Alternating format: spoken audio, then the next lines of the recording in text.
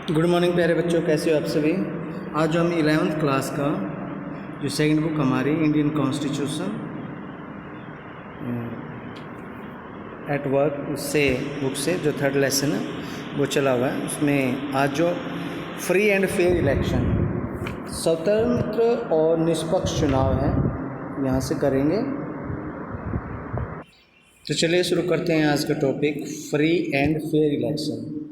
तो भारत के संविधान में हमारे स्वतंत्र और निष्पक्ष जो चुनाव हैं उनके लिए व्यवस्था की गई है। तो ये किसी भी देश की जो चुनाव प्रणाली है बच्चों, उसके लिए एक जो डेमोक्रेटिक तरीके से, एक लोकतांत्रिक तरीके से जो चुनाव करवाए जाएं, उसमें ज़रूरी है कि चुनाव स्वतंत्र और निष्पक्ष तरीके से हो।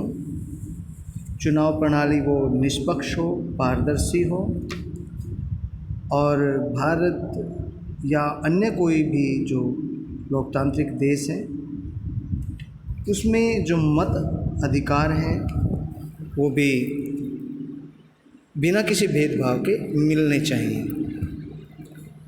तो चलिए शुरू करते हैं यहाँ से। The true test of any election system is its ability to ensure a free and fair election process. किसी भी जो चुनाव प्रणाली है उसकी योग्यता कैसे मापी जाती है, उसकी योग्यता कैसे दिखाई देगी अगर वो फेयर एंड फ्री, स्वतंत्र और निष्पक्ष तरीके से अपने देश में चुनाव करवाने में सफल है, तो वो चुनाव प्रणाली है वो देश में सुयोग्य चुनाव प्रणाली समझी जाती है। If we want democracy to be translated into reality on the ground, it is important that the election system is impartial and transparent. If we want democracy to be translated into reality on ground, अगर हम सच्चे मुच्चे तरीके से democracy को देखना चाहते हैं, उसको स्थापित करना चाहते हैं, तो ये हमारे लिए बड़ा महत्वपूर्ण हो जाता है कि इलेक्शन सिस्टम को जो वो इम्पार्शियल होना चाहिए, किसी बगैर किसी भेदभाव के चुनाव का आयोजन करवाना चाहिए, और वो ट्रांसपेरेंट भी होना चाहिए, यानी पारदर्शी भी होना चाहिए। The system of election must also allow the aspirants of voters to find legitimate expression through the election result। और इलेक्शन सिस्टम है उसमें ये भी होना चाहिए कि वो जितने भी उसके एस्पायरेंट्स हैं, जितने भी जो वोटर्स हैं, उनको एक वैधानिक तरीके से वो अपनी मताभिव्यक्ति कर सके कि किसके पक्ष में वो मत देना चाहते हैं। ये किसी भी तरीके से चुनाव के परिणाम हैं जो वो न्यायपूर्ण तरीके से व्यक्त होने चाहिए। कहने का मतलब ये है। तो मतलब इसमें हम समझें कि किसी भी जो चुनाव प्रणाली है किसी भी देश की, उसकी सबसे बड़ी कसौटी यही होती है कि एक स्वतंत्र और निष्पक्ष जो वो चुनाव करवा सके अपने देश में। और यदि हम लोकतंत्र की बात करते हैं, लोकतंत्र को सच्चे शब्दों में स्थापित करना चाहते हैं, तो ये इसके लिए ज़रूरी होता है कि चुनाव प्रणाली है वो भी निष्पक्ष होनी चाहिए, इम्पार्शियल होनी चाहिए, और वो ट्रांसपेरेंट होनी चाहिए, मतलब पारदर्शी होनी चाहिए। मतलब उसमें पता होना चाहिए कि मत है वो किसको कितने मिले हैं, और उसमें कोई छुपाया नहीं जाना चाहिए, लोगों को साफ साफ उसका पता होना चाहिए कि जो चुनाव व्यवस्था है वो क्या है। तो इस प्रकार की चुनाव प्रणाली होनी चाहिए जिससे कि मतदाता हैं, जो उनकी इच्छाएं हैं, उनकी आकांक्षाएं चुनाव परिणामों के माध्यम से वो न्यायपूर्ण तरीके से प्रकट हों। चेक योर प्रोग्रेस, यहाँ पे कुछ समझने के लिए दिया है कि बच्चे क्या यहाँ से समझेंगे, क्या यहाँ से जानेंगे। हम प्रोग्रेस से थोड़ा सा इसको देख लेते हैं एक बार इसमें। तो the proportion of Muslim in the population of India is about 30.5%। जो मुसलमानों की आबादी हमारे देश में है वो 13.5% के लगभग है। But the number of Muslim MPs in Lok Sabha has usually been less than 6%। लेकिन जो लोकसभा में अगर हम सांसदों की संख्या देखें वो 6% से थोड़ा ही कम है, कोई अधिक कम नहीं है। Less than half of their share is in population, और अगर वो जनसंख्या के अनुपात में देखें तो उनकी स्थिति आधे से भी कम है। जो ये क्या है, उनकी स्थिति आधे से भी कम है। A similar situation prevail in most state assemblies, ऐसी स्थिति जो स्टेट असेंबलीज हैं, राज्य विधानमंडल, उनमें भी यही है। 3 students Drew different conclusions from this fact, ये बात जब 3 विद्यार्थियों को पता लगी तो उन्होंने अपने अलग अलग निष्कर्ष दिए, कंक्लूजन दिए। Write down whether and why you agree and disagree with each of them, जब उन्होंने अपने अपने ओपिनियन दिए हैं तो उनमें आप एग्री किससे करते हो, किससे डिसएग्री करते हो, ये आपने यहाँ पे अपने विचार बताने हैं। तो फर्स्ट है इसमें जो दिया गया है हिलाल के ओपिनियन है। हिलाल क्या कहते हैं यहाँ पर? हिलाल ने कहा है,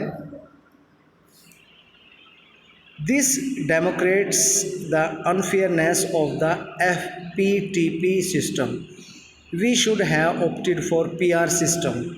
तो वो कहता है कि जो भी यहाँ सर्वाधिक जो मत हैं उनको जो प्राप्त करने से अन्याय होने की स्थिति यहाँ पे दिखाई देती है कि यहाँ सर्वाधिक जो मत से जीत जो प्रणाली दिखाई गई है FPPT सिस्टम, तो उससे क्या है कि अन्याय होने दिखाता है, जबकि हमें समानुपातिक प्रतिनिधित्व प्रणाली अपनानी चाहिए। यानी कि कौन से सिस्टम अपनाना चाहिए? हमें PR सिस्टम हमें अपनाना चाहिए। तो यहाँ पे आरिफ है, आरिफ के व्यूज़ हैं। आरिफ कहता है, this shows the wisdom of granting reservations to SC and ST. What is needed is a reservation of seats for Muslims on the same lines and for SC and ST. तो यहाँ मुसलमानों को वो आरक्षण दिया जाए जो अनुसूचित जातियों को और जनजातियों को, ST और BC को हमारे देश में मिलता है। आरिफ का ये विचार है यहाँ पे। फिर है संभा क्या कहते हैं? There is no point in talking about Muslims as a whole, Muslims women are not going to get any share in any of these systems, we need a separate quota for Muslim women. यहाँ पे वो बोलते हैं कि जो जितने भी सभी मुस्लिम हैं उन मुसलमानों को एक जैसा मानकर बात करने का कोई मतलब नहीं होता, क्योंकि मुसलमान जो महिलाएं हैं इनमें कुछ भी नहीं मिलेगा मुसलमान महिलाओं को, तो हमें मुसलमान महिलाओं के लिए ही आरक्षण दिया जाना चाहिए। यहाँ पे उनका ये विचार है। तो नेक्स्ट है हमारा, यहाँ पे कार्टून दिया गया है, तो इसमें MI यहाँ पे जो दिया गया है, MI और MI not an adult, I am mature enough to choose my future career, old enough to get a driving license, but not old enough to vote. If laws can apply to me, why can't I decide on who makes those laws? तो एक औरत है यहाँ पे बोल रही है कि मैं इतनी समझ रखती हूँ कि भविष्य में अपने करियर को कैसे चुनूँ, इतनी मैं बड़ी हो गई हूँ कि ड्राइविंग लाइसेंस मेरा बन सकता है, वो बनवा सकती हूँ मैं, तो मैं इतनी बड़ी क्यों नहीं हुई कि वोट न डाल सकूँ मैं। अगर ये कानून मुझ पर लागू होते हैं तो ऐसे कानूनों को बनाने वाले हैं जो, उनके बारे में मैं फ़ैसला क्यों नहीं ले सकती, कानूनों को बनाने वाले के बारे में फ़ैसला क्यों नहीं ले सकती? ये बात उसने पूछी है और बिल्कुल जायज़ सी बात है, ये स्वाभाविक सभी के मन में ये बात आती है। तो यहाँ पे universal franchise and right to contest, यहाँ पे यूनिवर्सल यानी सार्वभौमिक जो मताधिकार है फ्रेंचाइज है, एंड राइट टू कॉन्टेस्ट, और कॉन्टेस्ट मतलब चुनाव को लड़ने का अधिकार, मत डालने का अधिकार और चुनाव जीतने का अधिकार, ये दोनों ही अधिकारों के बारे में हम यहाँ पे बात करेंगे। Apart from laying down a method of election, the constitution answer 2 basic questions.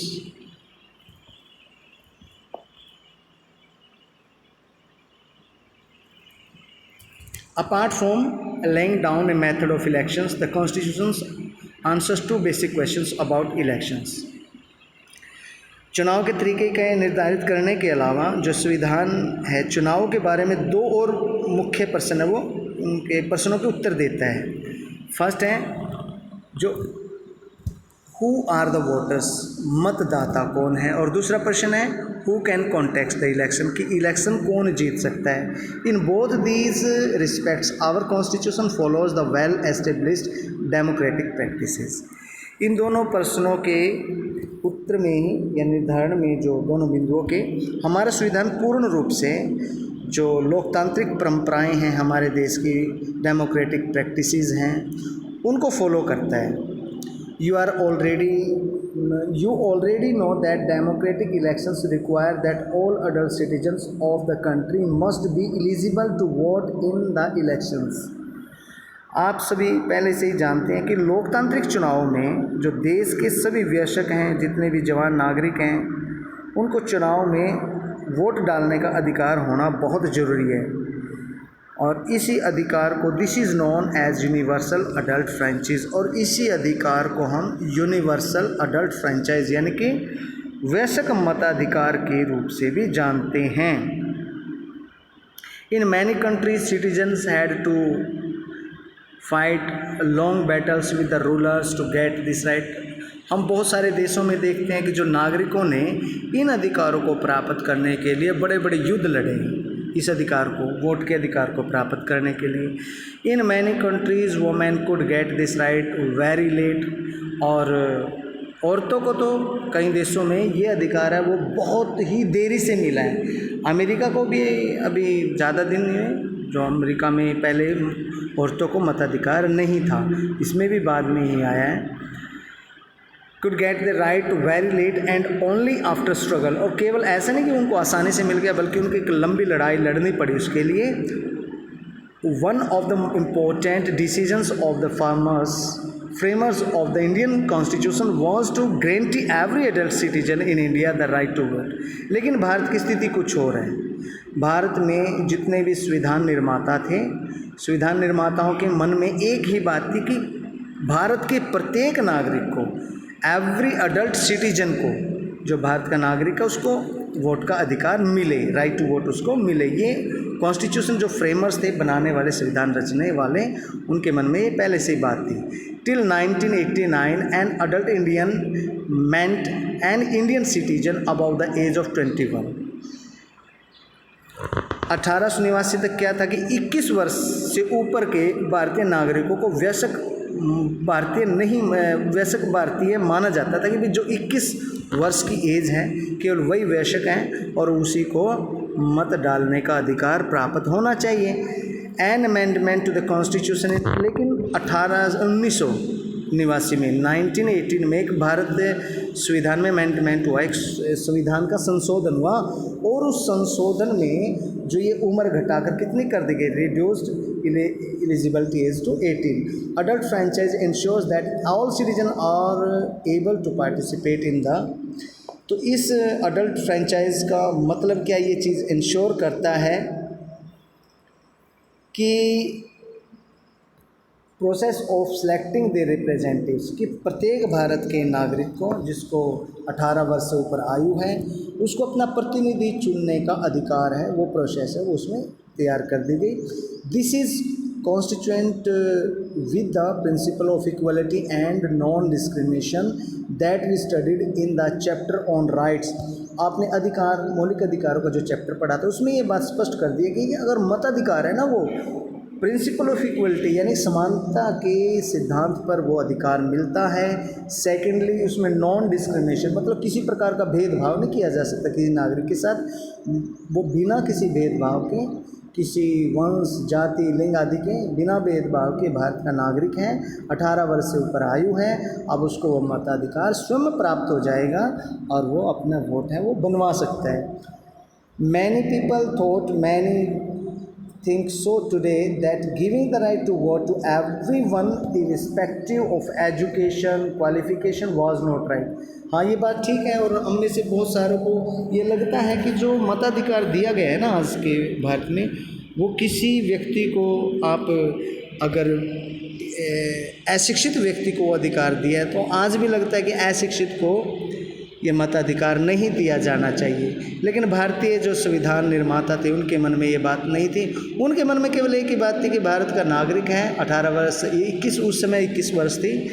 ये मणिपुर में पहली बार जो 18 सार्वभौमिक मताधिकार का ये यूनिवर्सल फ्रेंचाइजी के तहत जो वोट डाली गई थी मणिपुर कॉन्स्टिट्यूंसी में, ये आपको पहले भी आपके चैप्टर में आई है ये बातें। But our constitution makers had a firm belief in the ability and worth of all the citizens as equals in the matter of deciding what is good for the society। लेकिन जो हमारे constitution framers थे, makers थे, जो वो संविधान बनाने वाले रचयिता थे संविधान के, उनके मन में एक पहले से एक दृढ़ विश्वास था, फ्रीम फेथ था, फ्रीम बिलीफ था कि वो फेथ और वो बिलीफ था कि भारत का हर एक नागरिक योग्य है, वो एबिलिटी है, वर्दी है, और उसको भारत के नागरिक होने के नाते equal on the matter of deciding what is good, और उसको पता है क्या अच्छा है क्या बुरा है, और इस आधार पे वो सोसाइटी का एक अंग है, और the country and their on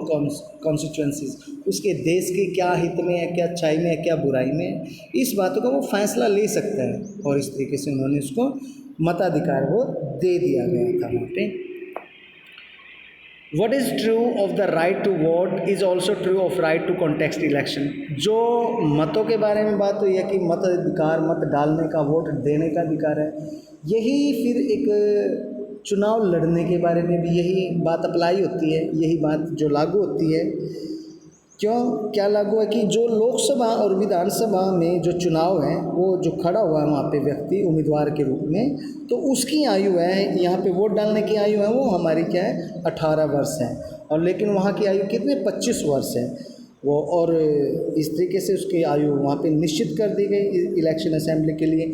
और इस पे और किसी प्रकार का जैसे भेदभाव नहीं किया जा सकता, वहाँ पे restrictions of income, education, class, gender, ये किसी प्रकार का वहाँ पे भेदभाव नहीं किया जा सकता। और किसी व्यक्ति को एक और प्रतिबंध है यहाँ पे, अगर किसी व्यक्ति ने यहाँ पे इम्प्रिजनमेंट गया, वो जेल में गया 2 या 2 से अधिक वर्ष जेल में रहा किसी ऑफेंस में, तो उसको चुनाव लड़ने का अधिकार नहीं है। ये बात इसमें यहाँ पे बिल्कुल पूरी कर दी गई है। तो एक बार इसको स्टडी कर लेते हैं जल्दी से। What is true of the right to vote is also true of the right to contest elections।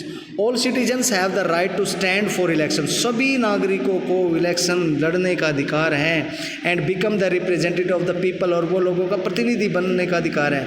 However, there are different minimum age requirements for the contesting elections। लेकिन वहाँ पर बहुत ही कम एज है, बहुत ही कम रिक्वायरमेंट है इलेक्शन को जीतने के लिए। For example, in order to stand for Lok Sabha और असेंबली इलेक्शन, उदाहरण के लिए जो लोकसभा और असेंबली इलेक्शन है उनमें खड़े होने के लिए एक कैंडिडेट की जो आयु है वो 25 वर्ष होना जरूरी है। There are some other restrictions also, कुछ और दूसरे रिस्ट्रिक्शंस, प्रतिबंध भी वहाँ पे लगाए गए हैं, और वो हैं मैंने आपको बताया। For instance, there is a legal provision that a person who has undergone imprisonment for 2 or more years for some offense is disqualified from contesting elections। उसको क्या है बच्चों, डिसक्वालीफाई समझा जाता है। But there are no restrictions of income, लेकिन किसी व्यक्ति के पास कितनी कमाई है, वो कितनी आय है, इनकम है उसकी, इस बात का उस पर कोई फ़र्क नहीं पड़ता। उसकी एजुकेशन कितनी है, इस बात का फ़र्क नहीं पड़ता। वो किस क्लास से बिलोंग करता है, उसका जेंडर मतलब लिंग क्या है, श्रेणी क्या है, किस जाति का है, इस चीज़ का कोई भेदभाव उस पर नहीं किया जा सकता, और न इससे कोई फ़र्क पड़ता है। On the right of contest elections, in this sense our system of education is open to all citizens. इस तरीके से जो हमारा सिस्टम है इलेक्शंस का, सिटीजन्स के लिए, हर एक भारत के नागरिक के लिए वो खुला है, कोई भी है भारत का नागरिक, और इस तरीके से वो चुनाव लड़ सकता है। तो यहाँ पे एक चीज़ दी गई है, थोड़ा सा कार्टून है, इसको हम बच्चों, इसमें कई बार है ना 1 मार्क्स में 2 मार्क्स में इंपॉर्टेंट बातें मिल जाती है, तो इनको स्किप नहीं करना, आप ये ध्यान रखेंगे। Why is universal adult franchise compare to an elephant. यहाँ पे एक है, इसमें एक एलिफेंट से इसको कंपेयर किया गया है मताधिकार को, सार्वभौमिक जो वैश्विक मताधिकार है, इसमें दिखाया गया है कि एक हाथी से इसको कंपेयर किया गया है।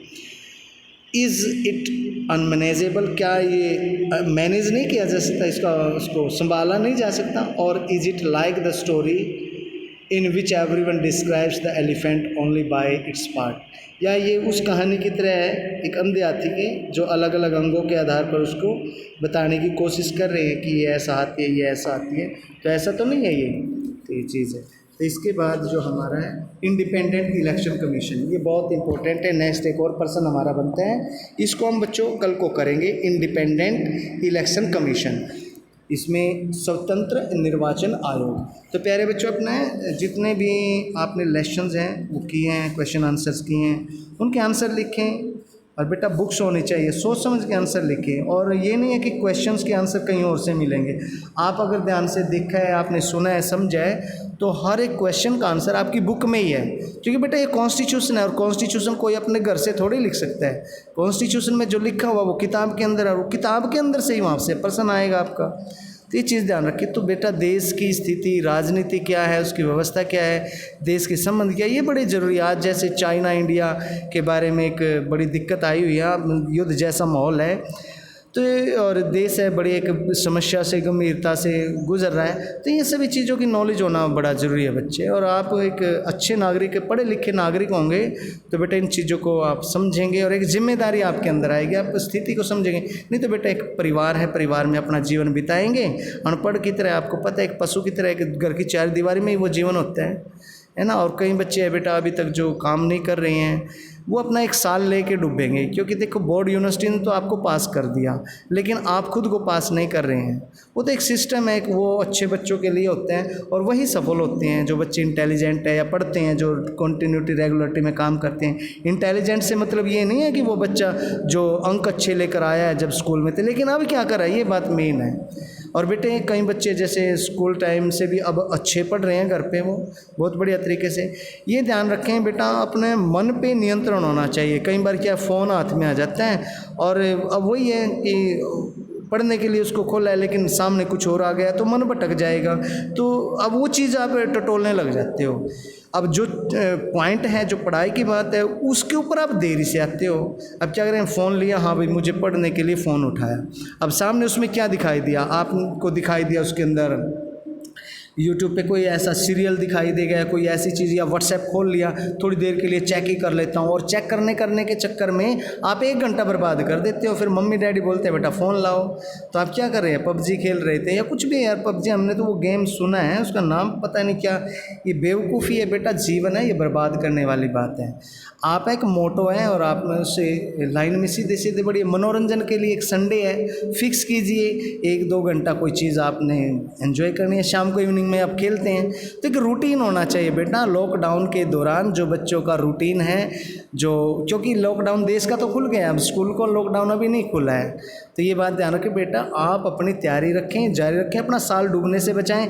सरकार ने अपनी तरफ से बोल दिया है कि भाई पढ़ाई होगी, और वो हो रही है, ऑनलाइन हो रही है। सरकार ऐसे एग्ज़ाम लेंगी, लेकिन ये थोड़ी है कि सरकार आपका एग्ज़ाम आपको ऐसे ही पास कर देगी। नहीं भाई, आप अपने लिए मेहनत करेंगे, आगे बढ़ेंगे। आज मान लीजिए चलो आपने पास भी कर ली, तो कल को क्या होगा, बड़ी मुश्किल होगी, और पास हो ही नहीं सकती बेटा, कोई तरीका ही नहीं है। स्कूल है, टीचर है, और जब आप उनके टच में रहोगे, उनसे पढ़ोगे, देखोगे, तभी आप पास होंगे। आप ये नहीं कि लास्ट के 3 मंथ्स हैं और उनमें आप पास हो जाएंगे। नहीं नहीं, कोई मायना नहीं है कि लास्ट के 3 मंथ्स आपने पढ़ाई की और आपने कहा कि सर मैं पास हूँ और मुझे दीजिए ये चीज़, मुझे पास कीजिए। ऐसा नहीं है बेटा, बिल्कुल नहीं हो सकता। जो बच्चे पढ़ रहे हैं केवल वही पास होंगे, ये बात दिमाग में डाल लीजिए आप ऐसे सोच रहे हैं कि 1 साल जंप करवा के कोई नेक्स्ट ईयर हो जाएगा, वो नहीं हो सकता बेटा। अब आगे न कोई अब तो सरकार को पता है कि हमने कोई न कोई तो प्रबंध करना होगा ना आगे के लिए, तो प्रबंध कर लेंगे। वो एग्ज़ाम है, जैसे ऑनलाइन है या जो भी है, वो व्यवस्था एकदम से नहीं बन पाई थी, लेकिन अब सरकार जागरूक है और वो व्यवस्था चल रही है और व्यवस्था बनी हुई है। कोई ऐसी बात नहीं है, एग्ज़ाम होंगे, प्रॉपरली होंगे और पढ़ाई भी चलेगी आपकी, ऐसे ये चलती रहेगी। जो बच्चे हैं, जितने भी % बच्चे घर पे बैठे हैं ना, बहुत कम है वो, मतलब इतने ज़्यादा नहीं है। जो पेरेंट्स भी अवेयर हैं, जिनके वो बच्चे काम कर रहे हैं, जो नहीं कर रहे हैं ना बेटा, वो सरतियाँ मुझसे क्या, आप खुद भी जानते हैं, इसमें कोई 2 बातें नहीं। आपका 1 साल बर्बाद है और वो आपने खुद किया, अपने पाँव पे खुद कुल्हाड़ी मारी है। तो ये बात ध्यान रखें बेटे, कंटिन्यूटी अपने सभी टीचर से संपर्क बनाए रखें, पढ़ाई करें और बड़े अच्छे तरीके से अपने अभी बेटा टाइम बर्बाद न करें, अभी इस टाइम को रिकवर कर लें। Thank you and have a good day. माँ सरस्वती आपको आशीर्वाद दे। May God Saraswati bless you with great rays of knowledge. Thank you, have a nice day.